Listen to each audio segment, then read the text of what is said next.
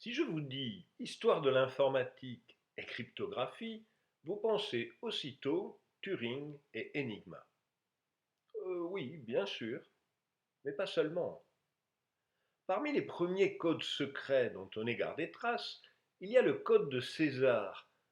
Pas parce que Jules César l'a inventé, mais parce que Suétone dit qu'il l'utilisait.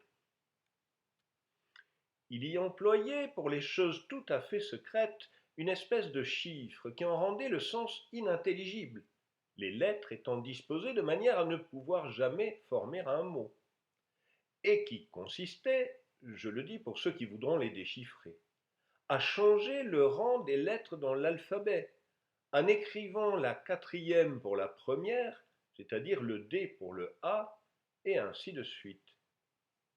Bon, on peut choisir un autre nombre que 4 ou tant cogner, définir une autre permutation des lettres, ou pourquoi pas, faire correspondre chaque lettre avec un signe cabalistique quelconque.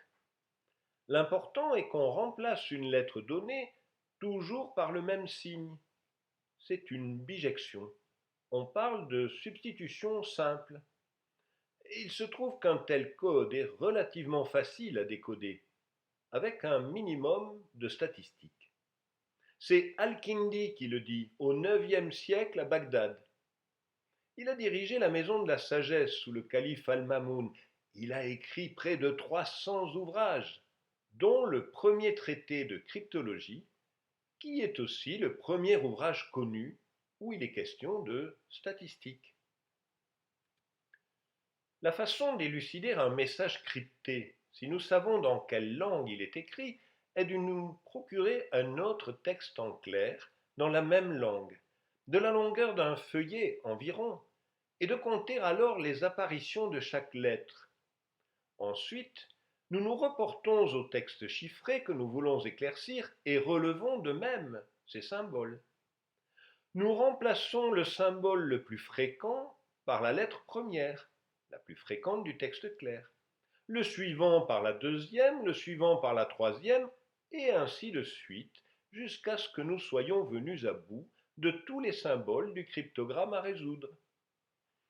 Difficile de le dire plus clairement.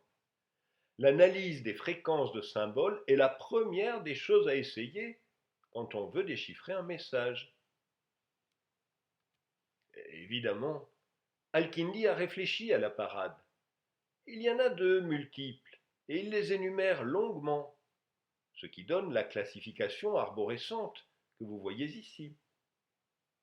On ne va peut-être pas chercher à rentrer dans les détails de la classification d'Al-Kindi, d'autant que la méthode qui nous intéresse surtout est la méthode de substitution multiple. Au lieu d'une seule bijection entre l'alphabet du texte en clair et le message chiffré, il y en aura plusieurs qui se succéderont au fil du texte. En Occident, le premier à décrire un tel code n'est pas Blaise de Vigenère. Mais comme souvent, on va prendre pour prétexte un livre en particulier pour donner son nom à ceux qui étaient connus avant lui. Le livre, c'est celui-ci, le traité des chiffres ou secrète manière d'écrire. D'autres ont dit à peu près la même chose avant. Bellasso en Italie, Trithemius en Allemagne. Vigenère ne prétend pas être le premier. Mais tant pis, ce sera le code de Vigenère. Voici de quoi il s'agit. Vigenère donne ce tableau. La première colonne à gauche est la colonne des clés. Chaque ligne contient une permutation de l'alphabet. Le chiffreur et le destinataire conviennent d'une phrase qui sert de clé. Cette phrase détermine quels alphabets utiliser.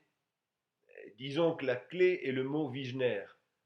Pour chiffrer la première lettre du message, on lit la ligne du V, puis la ligne du I pour la seconde lettre, puis la ligne du G pour la troisième, etc. Quand les lettres de la clé sont épuisées, on recommence. On conçoit que ce soit plus difficile à déchiffrer qu'une substitution simple si on ne connaît pas la clé. Mais comment coder et décoder en un temps raisonnable et comment éviter les erreurs de transcription? Charles Weston est resté dans l'histoire des sciences pour un dispositif à mesurer les résistances électriques, le pont de Wheatstone. C'était un ami de Babbage et d'Ada Lovelace, et il est possible que ce soit lui qui ait engagé Ada Lovelace à traduire l'article de Menabrea. C'est vous dire le rôle clé qu'il a joué dans la naissance de l'informatique.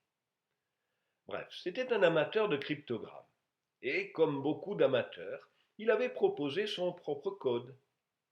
Mais il était également conscient du problème pratique. On désire un chiffre qui soit à la fois parfaitement sûr et facile d'application. Et ces deux avantages combinés peuvent être obtenus seulement au moyen d'un instrument dans lequel toute la complexité nécessaire pour assurer la sécurité s'effectue par la mécanique, tandis que sa manipulation est soumise aux règles les plus simples. Un tel instrument est maintenant offert au public. Cet instrument offert au public, le voici. Deux cercles concentriques avec deux aiguilles, comme les aiguilles d'une montre. Mais elles ont des mouvements décalés. L'une avance de 27 cases quand l'autre avance de 26, de sorte que les changements d'alphabet se font automatiquement à chaque nouvelle lettre codée. Et le copain de Wheatstone, Babbage, qu'en pensait-il?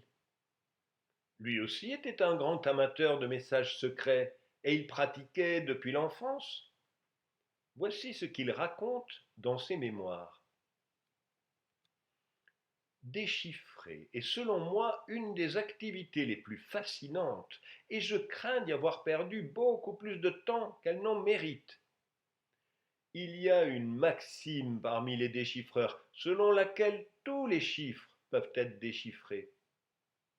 Mais pourtant, une des caractéristiques les plus singulières de l'art du déchiffrage est la forte conviction que chaque personne possède, même si elle n'est que modérément spécialiste, qu'elle est capable de construire un chiffre que personne ne peut déchiffrer.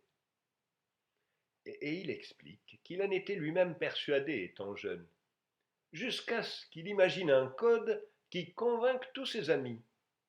Pourtant, rien que d'expliquer son code, il avait déjà entrevu un angle d'attaque. Alors il demande à son ami, Fitton, de coder un message selon la règle qu'il avait inventée. Babbage raconte la suite. Le soir suivant, de retour d'une réception, je trouvai le message de Fitton sur mon bureau. Je commençai immédiatement mes tentatives. Au bout de quelque temps, je trouvai qu'il ne cédait pas à mes attaques. Et en y regardant de plus près, je réussis à prouver qu'il n'avait pas été réalisé avec la méthode convenue. Babbage explique à Fitton ce qu'il a trouvé. Fitton vérifie, et effectivement, il y avait une erreur de transcription. Voici quel était le chiffrage imaginé par Babbage. Le chiffre était arrangé selon le principe suivant. Deux cercles concentriques de carton étaient formés, chacun divisé en 26 cases ou plus. Sur le cercle extérieur, les lettres dans l'ordre alphabétique. Sur le cercle intérieur, les mêmes 26 lettres, mais dans un ordre différent. Cherchez la première lettre à coder sur le cercle extérieur, puis lire la lettre correspondante sur le cercle intérieur. Maintenant tournez le cercle intérieur jusqu'à ce que la lettre qui vient d'être écrite soit en face du A sur le cercle extérieur. Puis recommencez pour chaque lettre. Le code imaginé par Babbage, et qu'il avait lui-même craqué, était donc une sorte de code de Wigner, mais où la clé indiquant la substitution suivante était la lettre qui venait d'être écrite. Pourquoi pas? L'utilisation de deux cercles de carton mobile était décidément plus pratique que le tableau carré de Wigner. Mais l'idée était-elle nouvelle? Eh bien non. Elle remonte à cet homme, Leon Battista Alberti, qui a vécu plus d'un siècle avant Wigner.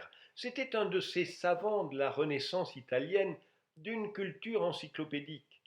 Il a écrit sur beaucoup de sujets, des mathématiques à la poésie, en passant par la peinture et l'architecture. Il est aussi l'auteur de ce manuscrit, De Chiffris, sur les chiffres. C'est le premier document occidental connu sur la cryptographie, 7 siècles après Al-Kindi tout de même. Mais il n'y a aucune indication qu'Alberti ait pu avoir conscience des nombreux traités arabes de cryptographie. Il y explique, comme Al-Kindi, que la méthode de substitution est vulnérable à l'analyse de fréquences. Puis il propose sa solution. Et sa solution, la voici, comme Babbage, 2 cercles concentriques. Sur le cercle extérieur, l'ordre alphabétique. Sur le cercle intérieur, un ordre différent. Mais il y a chez Alberti 4 cases particulières, numérotées de 1 à 4. Vous les voyez en haut à gauche. Elles servent de clés. Alberti explique qu'il faut convenir avec le destinataire d'une manière d'indiquer au fil du texte quelle est la lettre qui est en face de quel chiffre. Cela donne la position relative des 2 cercles et donc la substitution courante. On doit changer cette substitution assez souvent en tournant les 2 cercles l'un par rapport à l'autre. Des cercles concentriques pour réaliser les codages par substitution, simples ou multiples, il y en a eu après Alberti dans tous les pays et sous tous les régimes. D'ailleurs, on peut encore en acheter de nos jours. Voici l'appareil à chiffrer fabriqué par Nicolas Bion. Il est l'ingénieur du roi pour les instruments de mathématiques. Sauf que le roi c'est Louis XIV et que ses services de diplomatie n'utilisent pas les codes alphabétiques. Ils utilisent un code de substitution, certes, mais sur un ensemble de syllabes et de mots associés à des nombres jusqu'à 3 chiffres. En tout, environ 600 codes différents. Voici les cercles de chiffrage utilisés pendant la guerre de sécession par l'armée sudiste.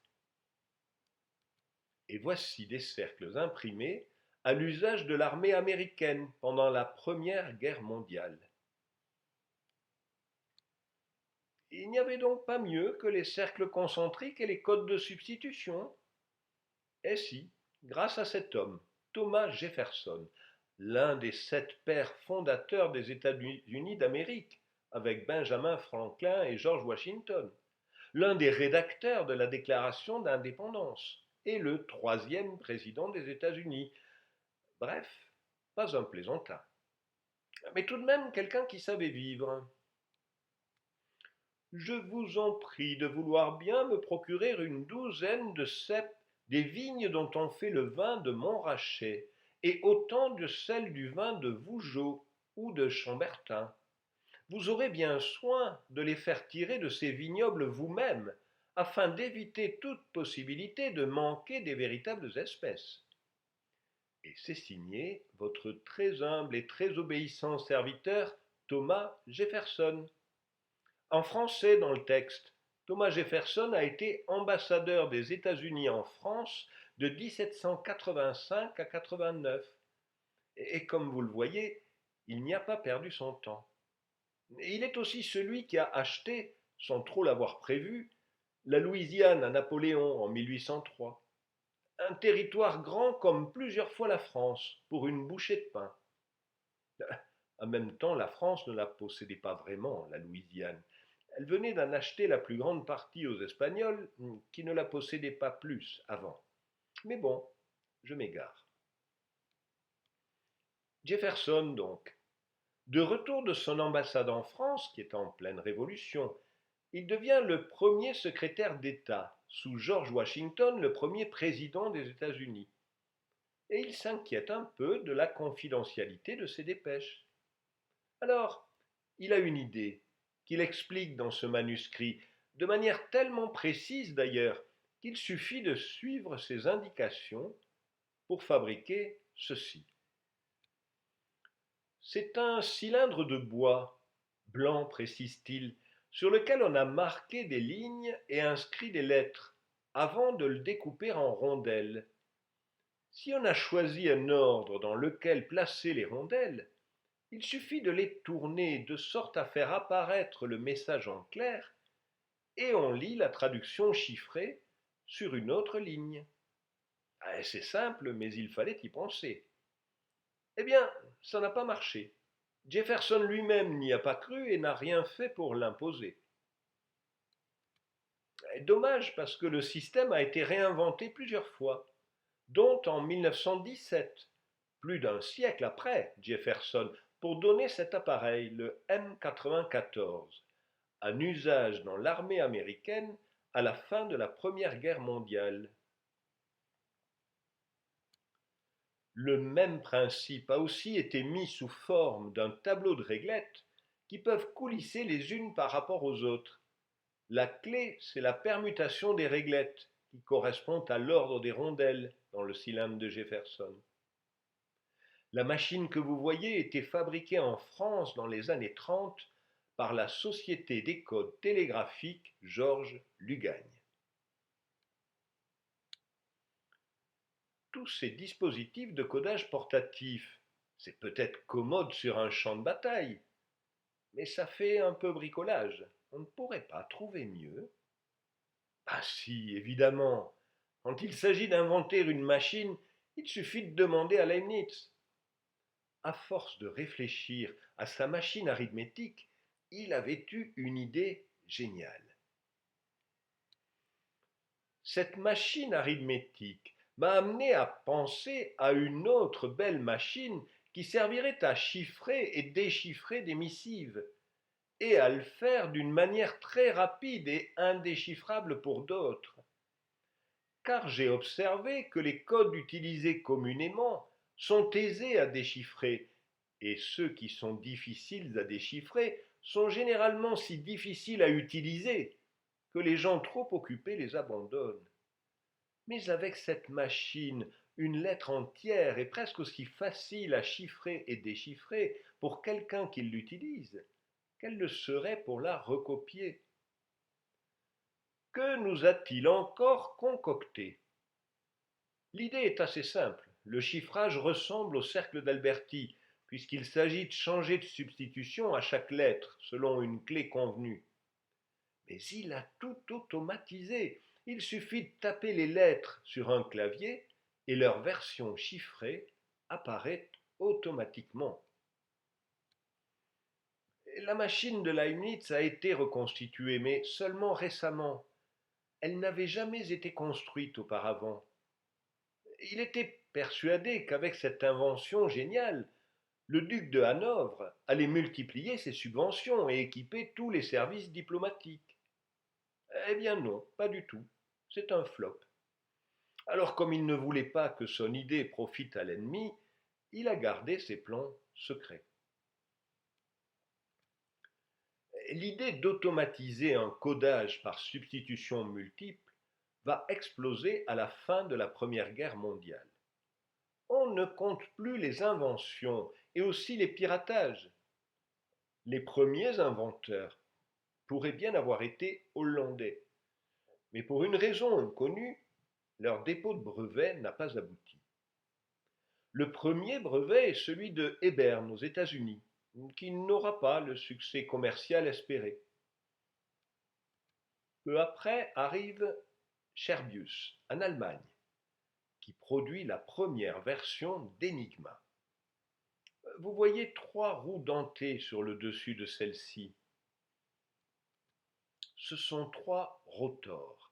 Le principe de ces rotors est de réaliser une permutation câblée des lettres et de tourner les uns par rapport aux autres pour composer ces permutations entre elles à chaque nouvelle lettre. Le codage de 2 lettres consécutives est donc le résultat de 2 substitutions différentes. Évidemment, il faut une clé, qui est la convention initiale de position des rotors. C'est comme pour les cercles d'Alberti, sauf que les permutations sont ici beaucoup plus compliquées, car le câblage des rotors est a priori inconnu. Les machines de Scherbius sont en vente libre, et les services secrets des pays étrangers ne se sont pas privés d'en acheter.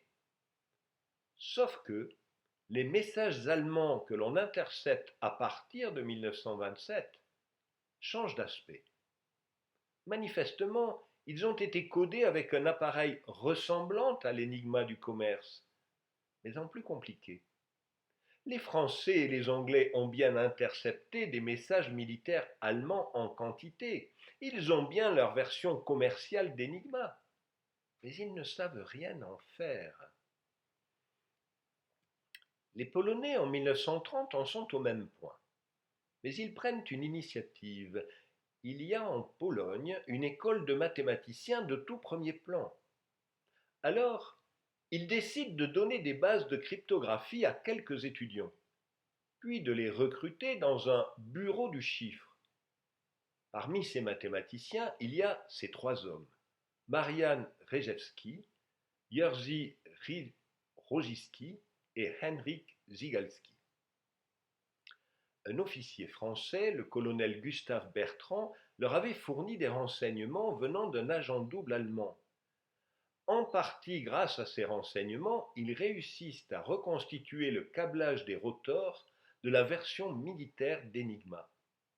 Et dès 1938, ils sont capables de décoder les messages allemands.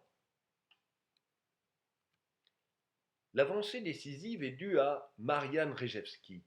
Il a l'idée de fabriquer des rotors virtuels qu'il fait tourner en parallèle de manière à explorer toutes les possibilités de câblage.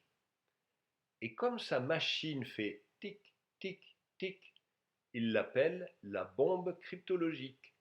Et ça marche. Le bureau du chiffre polonais est capable de fabriquer des exemplaires reconstitués de la machine allemande et d'en donner le mode d'emploi. Comprenant parfaitement ce qui va arriver, les Polonais collaborent avec leurs alliés. Le 27 juillet 1939, soit à peine plus d'un mois avant l'invasion de la Pologne et le début de la guerre, une réunion a lieu à Varsovie entre le bureau du chiffre polonais et des membres des services secrets français et anglais. Les Polonais offrent à chacun un exemplaire de la machine Enigma reconstituée et son mode d'emploi. Les autres restent un peu secs. Ils n'ont pas grand-chose à dire d'autre que merci.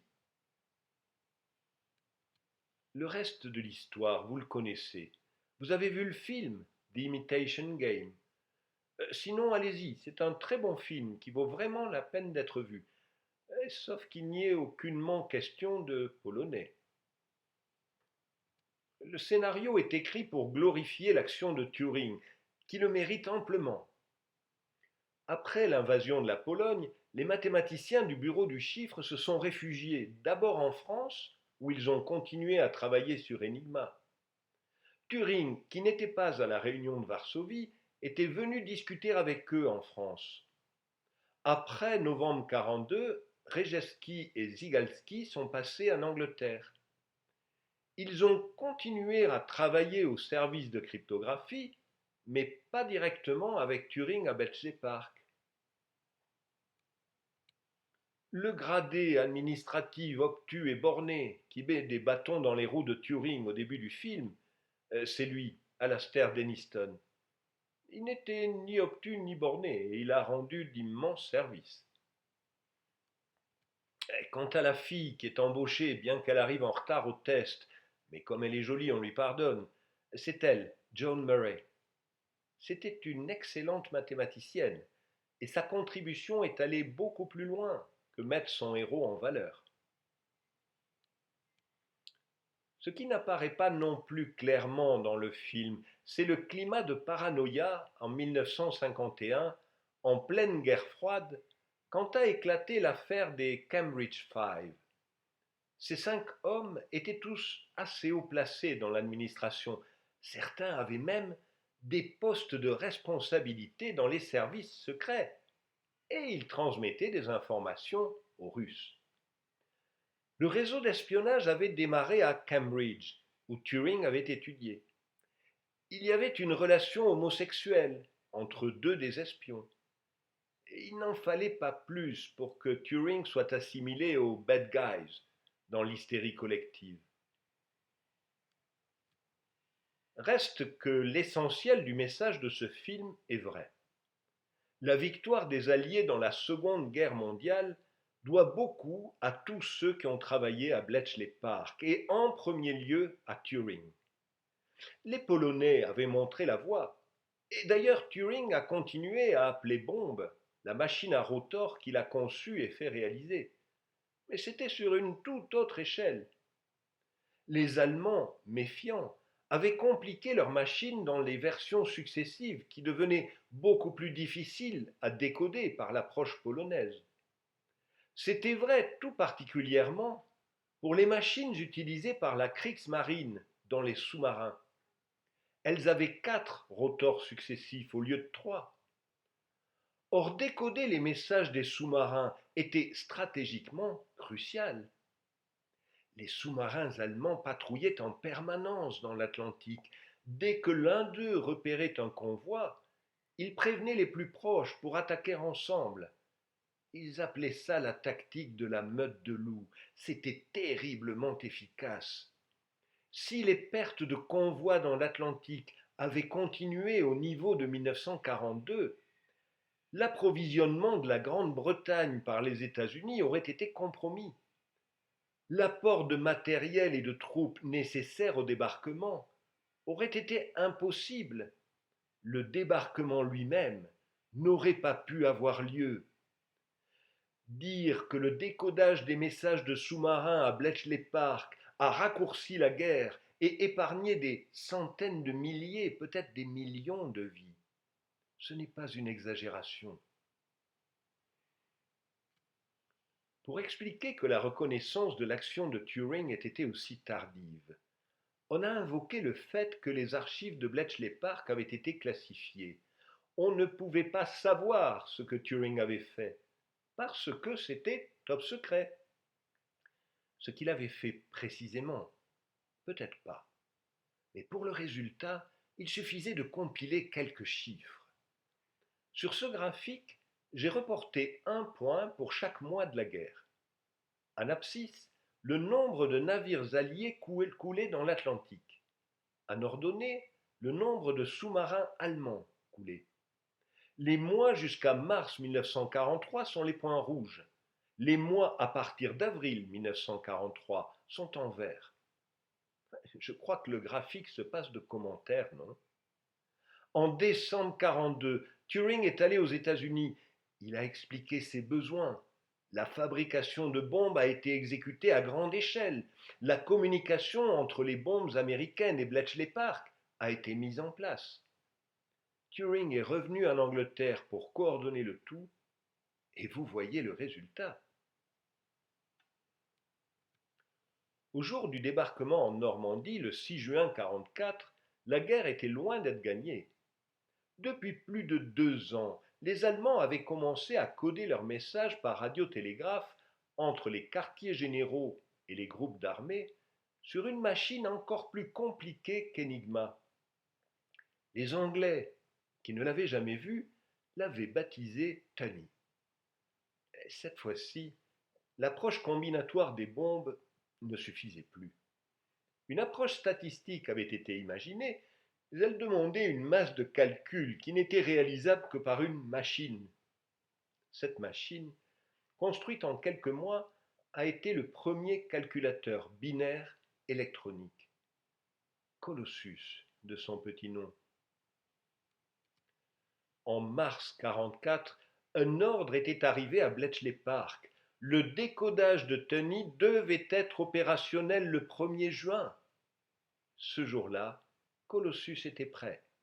Le 5 juin, Eisenhower lisait un message secret de Hitler à Rommel, confirmant qu'il ne croyait pas que le gros du débarquement aurait lieu en Normandie.